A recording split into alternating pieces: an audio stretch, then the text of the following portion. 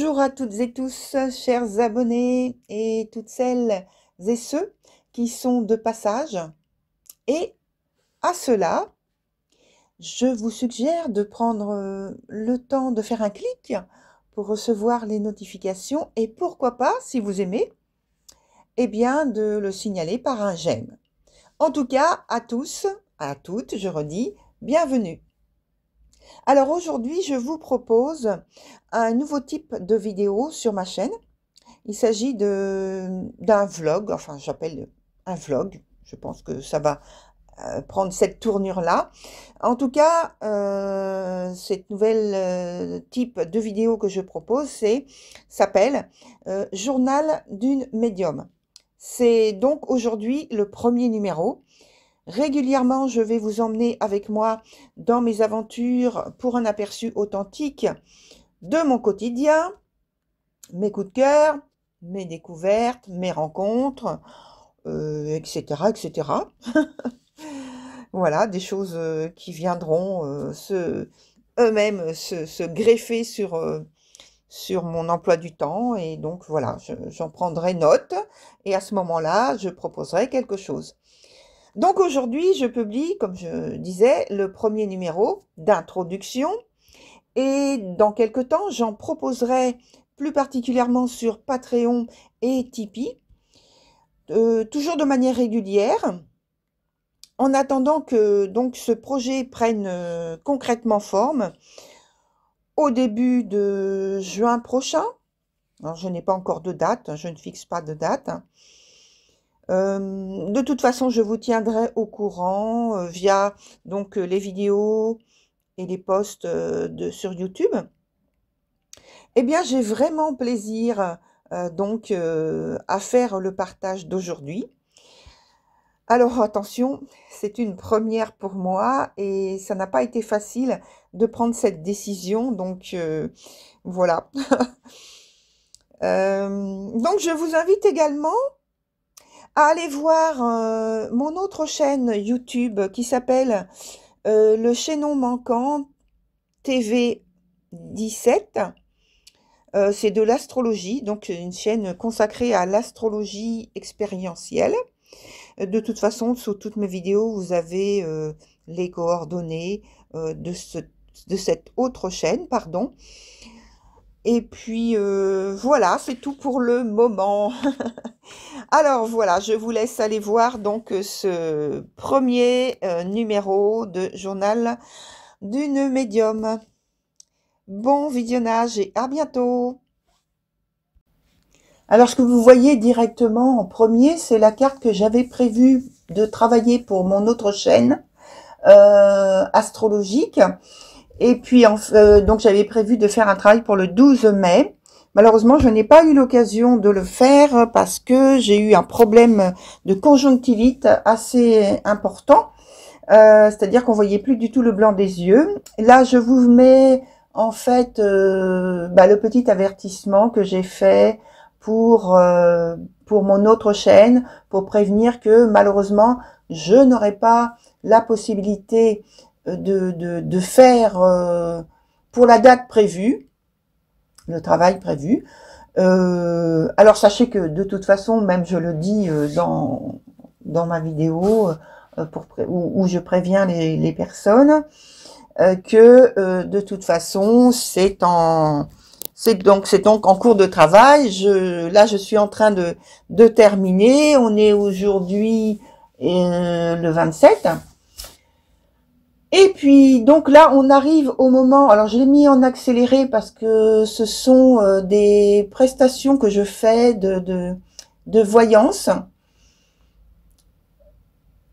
au téléphone pour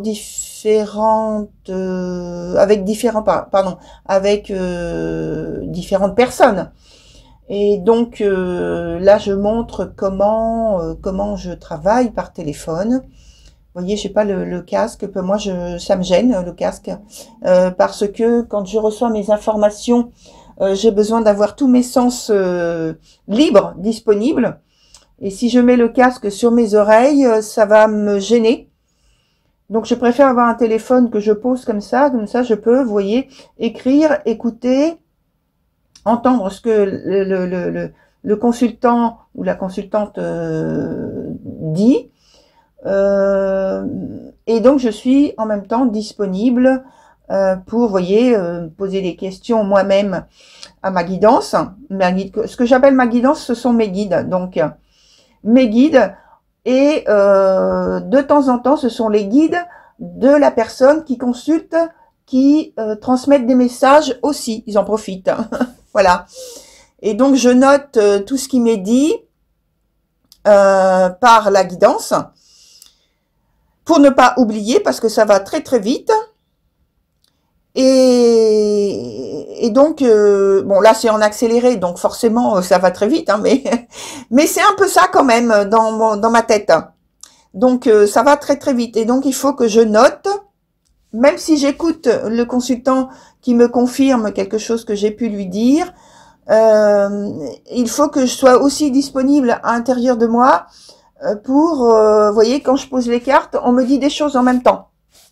On me donne des indications. On me fait voir des éléments sous forme, comme si on avait déposé une loupe dessus pour que je parle spécifiquement de telle chose, de telle carte, avec une interprétation comme ça, avec une association comme ça. Vous voyez, donc il faut que tous les sens soient disponibles.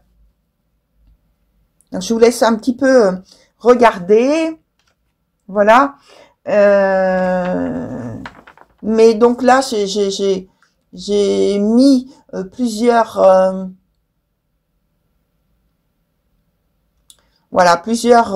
consultations en accéléré pour que vous puissiez voir. Bon, je rigole beaucoup, hein. C'est dans ma nature, on va dire. Je rigole beaucoup. Je plaisante beaucoup. Vous voyez, parce qu'il faut avoir un détachement par rapport à ce qui est traité, on va dire traité. Je dis traité, mais c'est pas le terme en fait. Hein, j'aime pas ce mot. Ce qui est analysé pour chaque consultant. Chaque histoire, évidemment, vous le savez, est différente. Il y a des histoires qui sont quand même assez graves. Donc des personnes qui sont traumatisées par une situation où ils ont besoin de sortir d'une grosse difficulté, et donc il faut regarder tous les points qui sont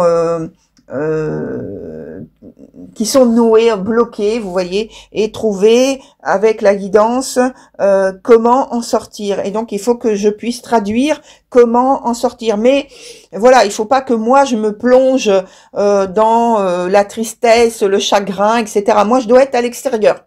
Et donc ça c'est un travail difficile à faire, en tout cas au départ, quand ça venait à moi, ce type de choses. En étant donc hypersensible, j'étais presque à pleurer tout le temps. Donc, vous voyez, c'est un gros travail sur moi-même que maintenant j'arrive à faire. Voilà, j'arrive à surmonter, à dépasser. Hein.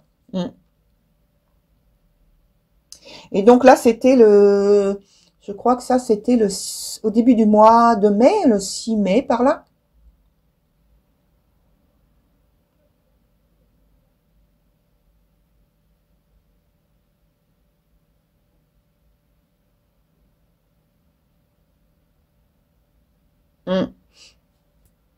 Parce que je fais, en fait, moi j'aborde la consultation comme une enquête. Donc, quand il n'y a pas de réponse à une situation, voilà, moi je fais une enquête. C'est-à-dire que, je vais dire comme ça, ma guidance et moi, nous menons une enquête. Et donc, je pose des questions, et c'est pas forcément le terrain, les questions sur lesquelles le consultant se présente.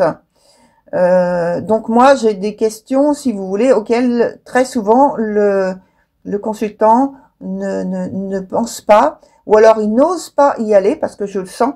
Je sens qu'il n'ose pas y aller, ou il veut pas poser la question, ou il ne veut pas pousser cette porte-là. Donc, il faut que, suivant ce que la guidance me dit, quelquefois, il faut quand même pousser la porte, hein, avec délicatesse et diplomatie, mais quelquefois, il faut le faire, parce que c'est ça qui va permettre d'arriver à trouver une ouverture et une nouvelle, un dépassement de la situation que le consultant n'ose pas dévoiler.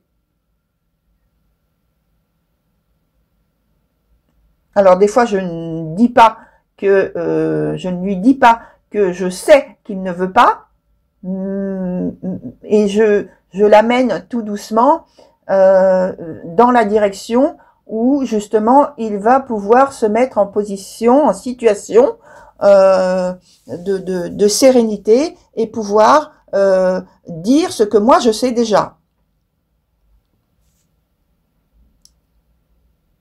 Mais voilà, ça permet d'aller plus loin dans la consultation.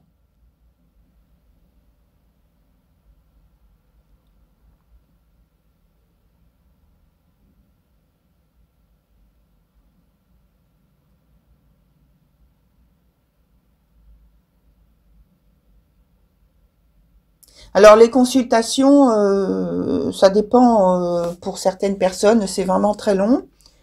Enfin très long. C'est quand même limité, hein. Il y a un temps limité parce que il faut pas que ça devienne une addiction non plus. Parce que pour certaines personnes, ça aurait tendance à le faire. Donc, et dans ces cas-là, il faut leur faire comprendre que la solution, ce n'est pas de téléphoner X fois dans la journée. Bien que je sais que il y a certaines personnes qui sont qui font le tour des plateaux, ou on peut dire comme ça, ou des personnes pour solliciter des voyances, mais c'est pas la solution parce que de faire ça, plus vous demandez et moins vous avez des réponses correctes qui vous conviennent. Ça embrouille le cerveau et vous savez plus où vous en êtes. Et oui. Et la guidance, des fois, le dit, hein, à certaines personnes directement, hein. Vous voyez, donc là, dans ces cas-là, moi je suis, pour les personnes qui sont comme moi, qui ont cette façon de recevoir des informations, peut-être qu'elles ont aussi ce type de choses, d'éléments, c'est que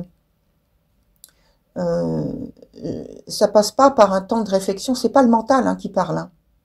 Non, le mental, justement, il est au coin, hein, comme on dit. Il est puni, il est au coin. Hein. Il n'a pas le droit de parler. Hein. Et oui, dans le développement personnel, dans le travail sur soi, c'est un des éléments qui est difficile aussi. C'est que le mental, il n'a pas à s'exprimer là. Il doit se taire.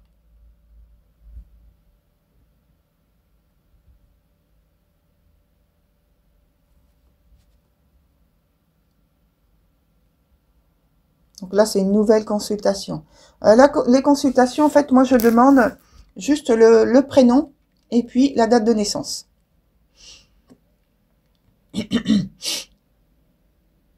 Et puis après, ben, voilà, la consultation démarre.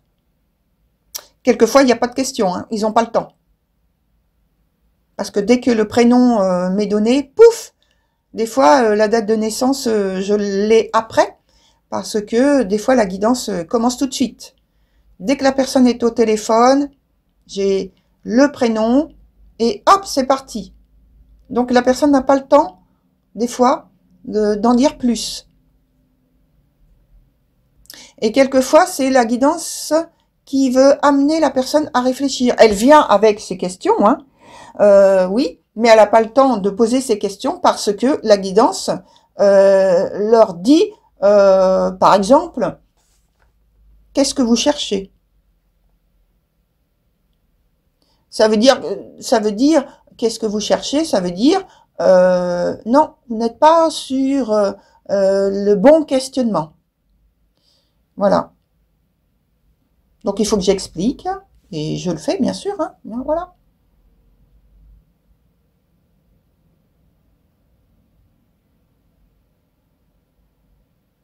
Et je ressens tout de suite hein, si une personne est fermée complètement, dans le sens où elle n'a pas l'intention de collaborer, en fait. Elle n'a pas l'intention d'écouter ce qu'on lui suggère. Je le sais tout de suite. Donc c'est pareil, il faut expliquer.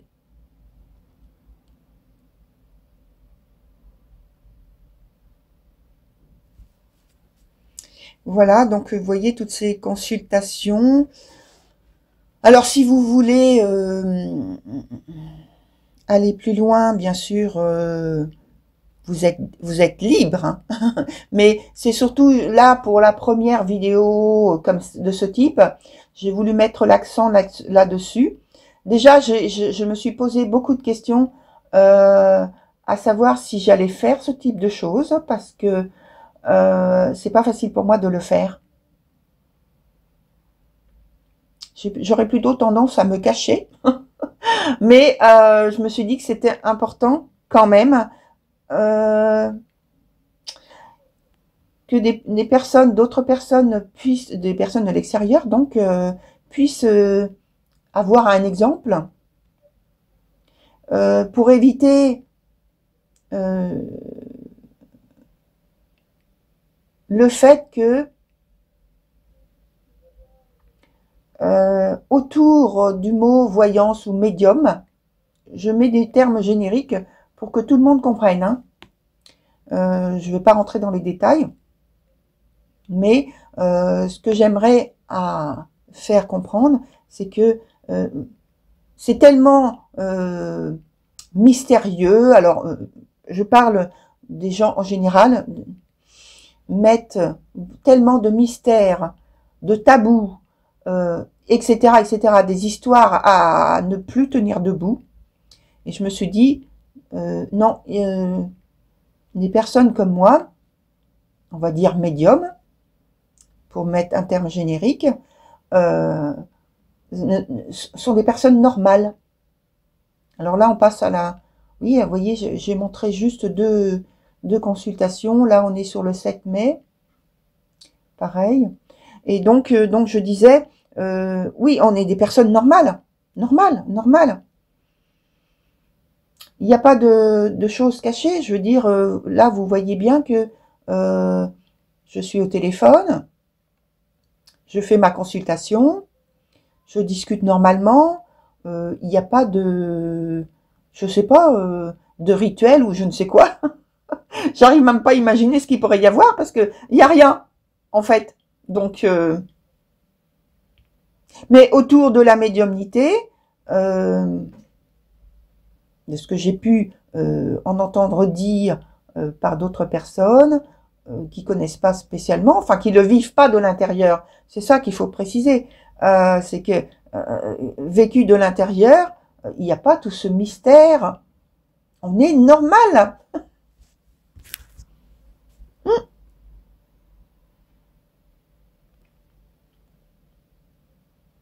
Je me tais un peu parce que j'arrête pas de parler, mais oui.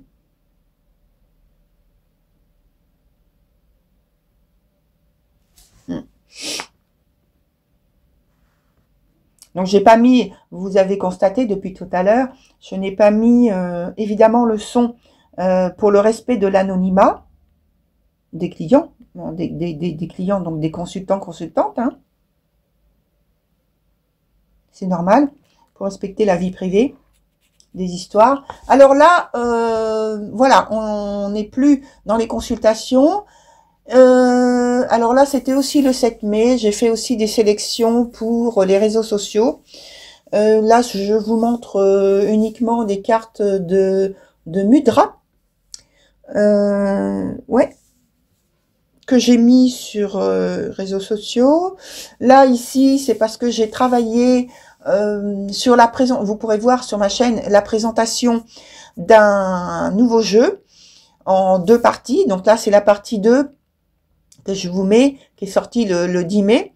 Et donc, ce jeu était en anglais.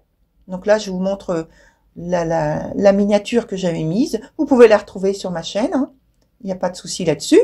Vous pouvez même les écouter, les découvrir. Et voilà. Et donc, j'ai traduit parce que en fait c'était en anglais, c'est un jeu qui est en anglais. Donc quand c'est comme ça, je prends un cahier, j'achète un cahier et je fais la traduction avec les photos pour chaque carte. Voilà, et là je mets un petit extrait. Donc je me tais pour que vous puissiez entendre un peu.